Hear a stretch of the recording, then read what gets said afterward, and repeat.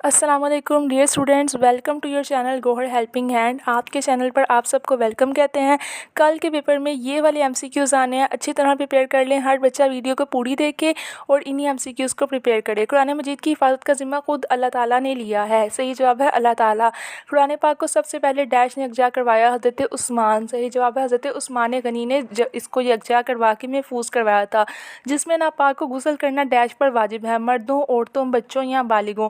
इसका सही जवाब है कि बालिगों, ख़्वाह वो मर्द हों या औरत, अगर वो बालिग हैं तो उन पर फ़र्ज़ है। तो ये 3 एमसीक्यूज़ जिसका जवाब है अल्लाह ताला, दूसरे एमसीक्यूज़ का जवाब है हज़रत उस्मान गनी और तीसरे एमसीक्यूज़ का जवाब है बालिगों। इन्हें अच्छी तरह याद कर लें।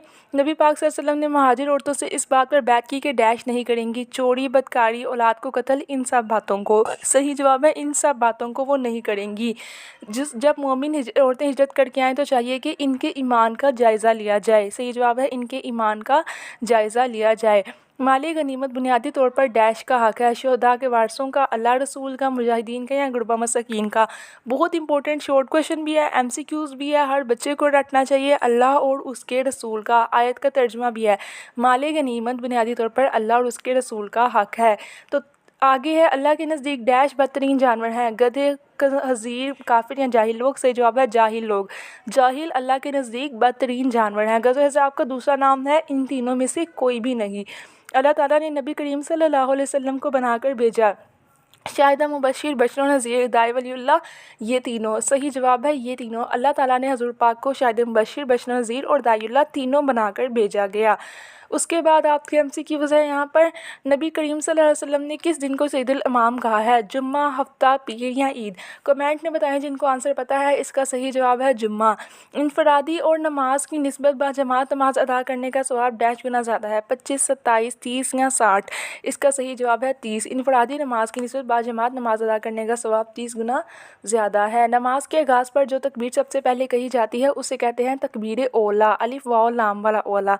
जो काम अल्लाह ताला की रज़ा के लिए किया जाता है इसे कहते हैं रज़ा मिन अल्लाह। जो अल्लाह की राह में किया जाए फ़ी सबीलिल्लाह, और जो अल्लाह की रज़ा के लिए किया जाए रज़ा मिन अल्लाह। 2 एमसीक्यूज़ आ सकते हैं ये।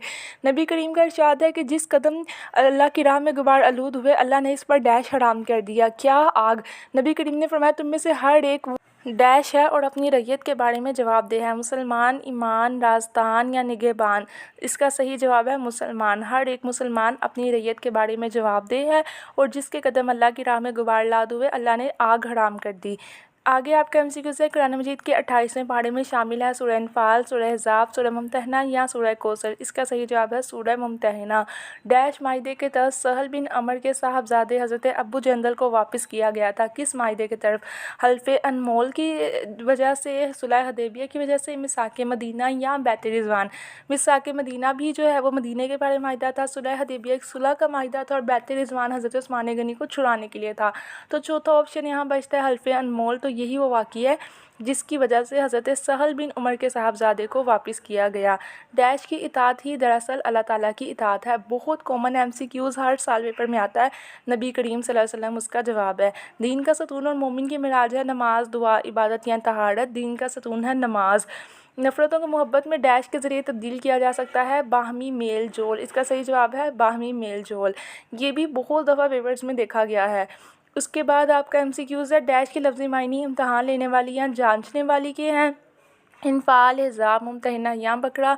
तो मुमतहिना के मायने इम्तहान लेने वाले या जांचने वाली के हैं। सूरह मुमतहिना कुरान मजीद की मदनी सूरत है और तरतीब तौसीफ़ी के लिहाज से इसका नंबर है 13, 33, 20 या जो भी। आई थिंक मेरे ख़्याल से इसका जवाब है 33, लेकिन क्योंकि मुझे कंफर्म नहीं है, आप में से जिन स्टूडेंट्स को इसका सही जवाब पता है वो कमेंट सेक्शन में लाजमी बताएं। कमेंट सेक्शन में इसका नंबर लिख के आंसर लिख दें या पूरा एमसीक्यूज़ ही लिख दें, ताकि वो बच्चे जिनकी तैयारी आपके साथ नहीं है उनकी भी तैयारी हो जाए। आगे है, हज़ूर अकरम का इरशाद है जिसने मुझ पर एक मरतबा दरूद भेजा इसके दरवाज़ा खोल दिया गया जन्नत का। कुरान पाक के एक हर्फ की तिलावत पर नेकियां मिलती हैं 10। जी हाँ, 10 नेकियां मिलती हैं एक हर्फ की तिलावत पर। कुरान मजीद में जो कुछ बयान हुआ है डैश और हकीकत पर मबनी है। साइंस, तारीख, समाजियात या इल्म? इसका जवाब आप लोग बताएं, क्योंकि सब ने ये किया है। शॉर्ट क्वेश्चन में, लॉन्ग क्वेश्चन में, चैप्टर नंबर 1 में बार बार ये लाइन आई है कि कुरान मजीद में जो कुछ बयान हुआ है वो डैश और हकीकत पर मबनी है। इसका सही जवाब है इल्म। कुरान मजीद तकरीबन डैश साल के अरसे में नाजिल हुआ, 12, 15, 20 या 23? इसका सही जवाब है 23। मुसलमान जब तक डैश की तलीमात पर अमल करते रहे दुनिया में गालिब रहे कुरान। नबी करीम का इरशाद है, तुम में से बेहतर शख्स वो है जो इल्म सीखे और सिखाए। उसके बाद है कुरान पाक की डैश करने से नेकी और सवाब मिलता है, तकसीम, ताज़ीम, तबात या तिलावत? इसका सही जवाब है तिलावत। हज़रत आदम अलैहिस्सलाम को मलाइका पर फजीलत हासिल हुई इल्म की वजह से। ईमान का तकाजा है कि डैश से मोहब्बत की जाए, अल्लाह ताला, वालिदैन, बुज़ुर्गों या वतन? तो इसका सही जवाब है कि अल्लाह ताला। ईमान का तकाजा है कि अल्लाह ताला से मोहब्बत की जाए, और हज़रत आदम को इल्म की वजह से मलाइका पर फजीलत हुई। उसके बाद है आपका MCQ है, डैश दायमी हिदायत की किताब है? आप सब बताएंगे। इतना कॉमन MCQs कुरान पाक दायमी हिदायत की किताब है। रसूल अकरम से मोहब्बत भी डैश का तकाजा है, इस्लाम, रूहानियत, कामयाबी या ईमान? इसका जवाब है ईमान। रसूल अकरम से मोहब्बत भी ईमान का तकाजा है। डैश पूरी इंसानियत के लिए अब्दी सदीफ़ा हिदायत लेकर तशरीफ़ आए? हज़रत इब्राहीम, हज़रत मूसा, हज़रत ईसा या हज़ूर अकरम सल्लल्लाहु अलैहि वसल्लम? इसका सही जवाब है हज़ूर अकरम, हमारे नबी अब्दी सहीफ़ा लेकर तशरीफ़ लाए। डैश के मायने जानना और आगाह होना है, फजीलत, जहल, फलवारी या इल्म? इल्म के मायने जानना और आगाह होना है। सही जवाब है इल्म। तलबे इल्म हर मुसलमान मर्द और औरत पर डैश है? ये वाली हदीस आपके पेपर में आ भी सकती है, बहुत इंपॉर्टेंट भी है, तो आपने लाजमी याद करना है। तलबे इल्म, सॉरी ये तो 9th वालों की हदीस है ना, लेकिन आपका MCQs है, 9th वालों के लिए इंपॉर्टेंट है। तलबे इल्म हर मुसलमान मर्द और औरत पर फ़र्ज़ है। कर्ज भी लिखा हुआ है तो पेपर में ध्यान से काफ पे टिक ना कर दीजिएगा, फे वाले पे ही टिक कीजिएगा। उसके बाद है डैश के मायने दोबारा से वही हैं, पहले वाले दो। तीसरा वाला MCQs आपके, ज़मीन पर अल्लाह ताला का खलीफा और नाइब है?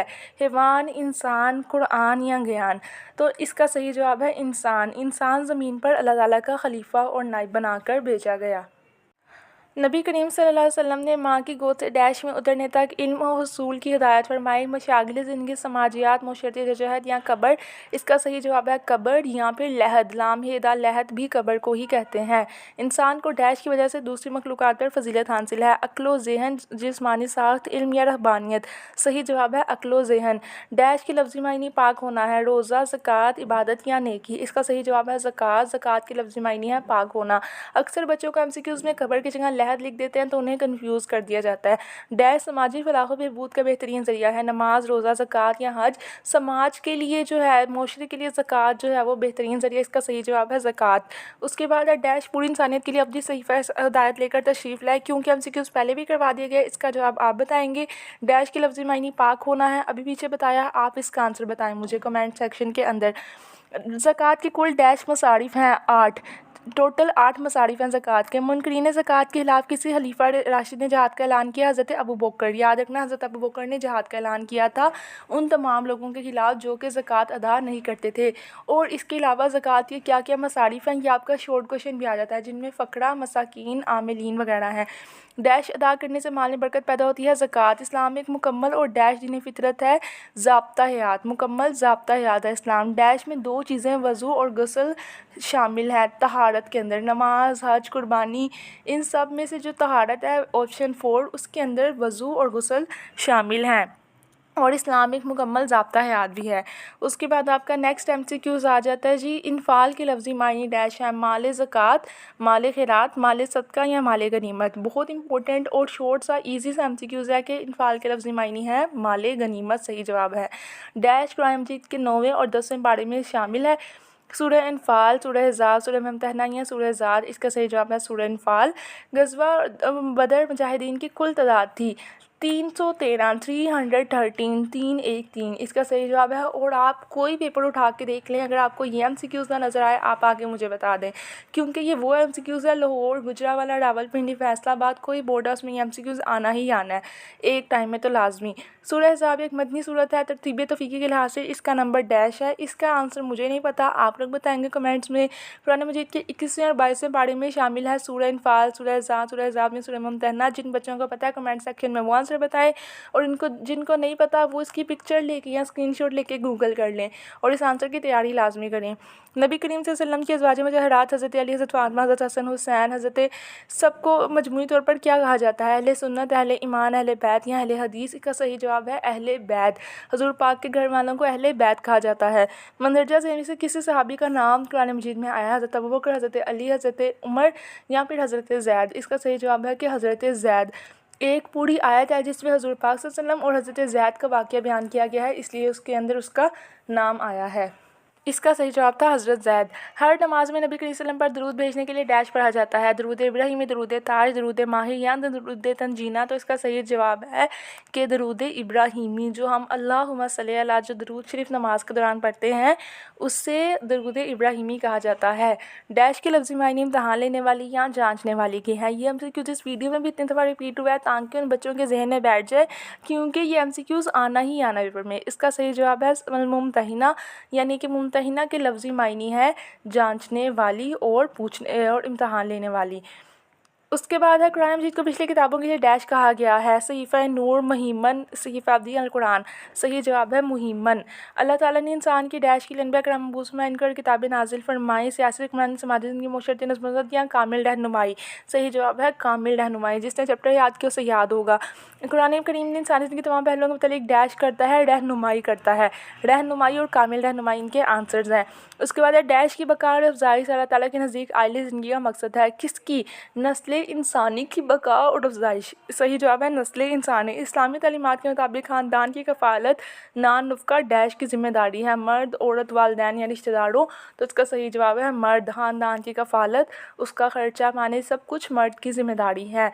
सूरह इनफाल में कुल डैश आयात हैं? 20, 80, 85 या फिर 90? तो सूरह इनफाल की टोटल आयात कितनी है आप सब ने गूगल करना है और इसका जो भी आंसर है मुझे बताना है। टोटल 3 MCQs हैं, एक अनफाल की आयात, एक मुमतहना का कुरान मजीद में सूरह मदनी और तौफीकी लिहाज से नंबर, ये MCQs, और एक सूरह अहज़ाब। इन तीनों के आपने कमेंट्स में बताने हैं। डैश के मायने मेहनत और कोशिश करने के हैं? तहारत, इबादत, हिजरत या मगफिरत? सही मायने है इबादत के मायने मेहनत और कोशिश करने के हैं। जहाद की डैश इकसाम हैं? 2, 3, 4 या 10? 3। जहाद की 3 इकसाम हैं। नफ्स के साथ जहाद करने को डैश कहा गया है? जहाद अकबर, जहाद असगर, जहाद बिल माल या जहाद बिल कल्म? तो नफ्स के साथ जहाद करने को जहाद अकबर कहा गया है। शॉर्ट क्वेश्चन भी आएगा कि जहाद अकबर किसे कहते हैं, तो आपने लिख देना है जी नफ्स के साथ जहाद को। उसके बाद है हमारी इनफरादी और इज्तिमाई ज़िंदगी में डैश को बड़ी अहमियत हासिल है? इल्म जहल, नेकी बदी, सब्र शुक्रिया, वज़ू गुस्ल? तो सही जवाब है हमारी इनफरादी ज़िंदगी और इज्तिमाई ज़िंदगी में सब्र शुक्र को बड़ी अहमियत हासिल है। आइली ज़िंदगी से मुराद डैश है? हैवानी ज़िंदगी, नबाताती ज़िंदगी, समाजी ज़िंदगी या ख़ानदानी ज़िंदगी? तो आपका चैप्टर भी है कि आइली ज़िंदगी जो है वो ख़ानदानी ज़िंदगी को कहा जाता है। शॉर्ट क्वेश्चन भी है ये आपका।